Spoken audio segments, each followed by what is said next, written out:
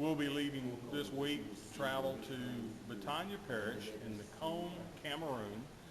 And there we will meet with the elders of the church at Boumtje Parish, and we will discuss how we can continue our partnership. And then on Sunday, we'll worship with them, we'll share a meal with them, and we'll dedicate the sanctuary that this congregation has worked so hard to raise the money for over the last couple of years. And then Sunday afternoon, we'll leave the village, and Tuesday, we'll start flying back here to the States. This project started almost 3 years ago, really, when the mother of one of our members, Martine Boumtje, her mother passed away in the village of Nkom. She was a much loved and revered elder for many years in that church. And when they traveled over for the funeral, they entered into a conversation then with the local church. They brought back some pictures from the funeral service and something about the life in Cameroon, and it stimulated a tremendous amount of interest in this church trying to help them. And when we asked them, what can we do to help? We thought they would ask for a well or for some sort of a solar electric supply or something like that. And instead, what we heard was we really would like to have some help building a church. The old church structure they had was ramshackle tin and poles, and it really didn't offer them much shelter.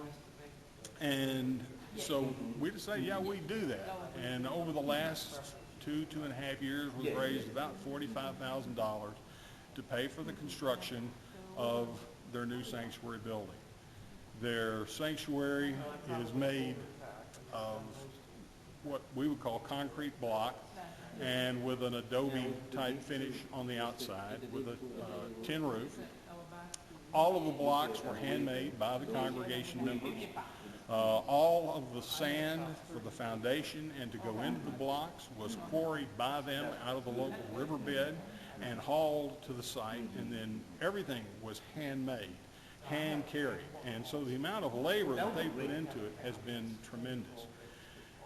We will be going over to meet with them to dedicate that building. And as far as how we raise the money, it began with memorials to Irma Yick, Martine's mother, and then we've had a couple of real gracious saints of our church that passed away whose families remembered our project in Nkom, and that became a source of memorial gifts. And in addition to that, we've held a couple of barbecue lunch sales, and we raised a significant amount from that. And then other members just had small projects they did, such as West Hageman, who did odd jobs and cut grass and robbed his father's change every day for a while, but ended up coming up with about $50-something in change to contribute to the project. So it's been a variety of things, but all with congregation members giving from their heart to support this project.